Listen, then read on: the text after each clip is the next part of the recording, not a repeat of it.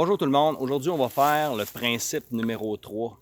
Alors, principe numéro 3, vraiment important. Donc, ils sont tous très importants, mais c'est des principes. Les premiers sont très importants parce qu'ils vont tout plus vous toucher, puis ils vont plus toucher monsieur tout le monde, puis tout le monde est capable de les attaquer rapidement, sans trop attendre. Il y a des principes, par contre, que c'est plus long à atteindre, mais ceux-là c'est important de les attaquer rapidement. Alors, le principe numéro 3, c'est vivre selon ses moyens toujours. Toujours vivre selon ses moyens. C'est comme essayer de tout le temps faire ça, vous n'allez jamais avoir de problème. Ça, c'est comment on fait pour vivre selon ses moyens? C'est important de s'établir un bon budget. Alors, ça, c'est plate. Ça, vraiment, là, tu viens de dire les mots qui tuent. Le budget. Ah, c'est plate. Ben, prenez le temps de le faire. Prenez le temps d'avoir les discussions clés avec votre conjoint parce que établir le budget va vous amener de la sécurité financière énormément. Puis il va y avoir des choses que vous n'allez peut-être pas aimer. Pour ça, des fois, il faut avoir des discussions cruciales avec notre conjoint. Mais en bout de ligne, ça va vous amener de la richesse.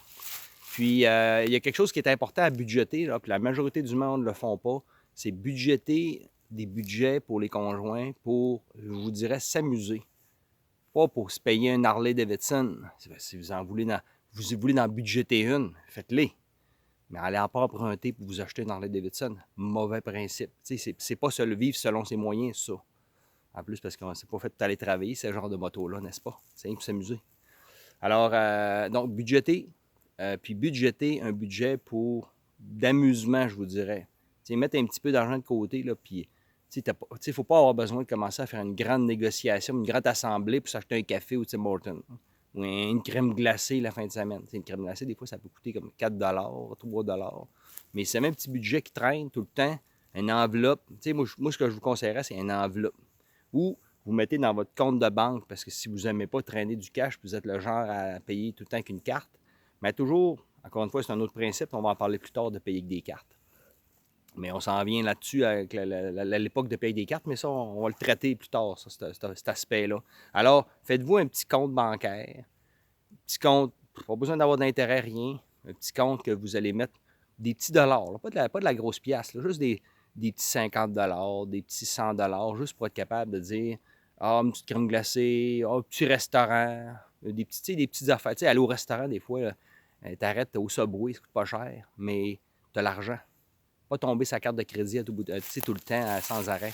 Alors, faites votre budget avec sagesse. Ayez les discussions clés immédiatement. Puis vous allez voir, au fil du temps, ça va vous amener de la richesse de faire ça. Toujours faire ça. Les gens riches font toujours ça. Les gens riches, ils n'empruntent pas pour s'acheter des motos. Ils ne tombent pas sa carte de crédit pour aller à l'épicerie. Les gens riches, puis bien souvent, les gens riches ne sont pas devenus riches parce qu'ils sont des docteurs ou parce qu'ils ont des gros salaires. Ils sont devenus riches parce qu'ils sont sages. Je connais beaucoup de gens qui gagnent des revenus très modestes. Mais quand tu regardes comment ils vivent, tu dis, oh, ils sont riches. Il y en a qui gagnent des revenus très, très modestes. Puis tu regardes, ils sont riches. Ils ont acquis des immeubles, ils ont acquis plein d'affaires, malgré qu'ils ont toujours eu des modestes revenus. Alors, il n'y a absolument rien qui empêche quelqu'un qui a des modestes revenus de devenir riche. Parce que la richesse, ça se fait comment? Ça se fait avec le temps.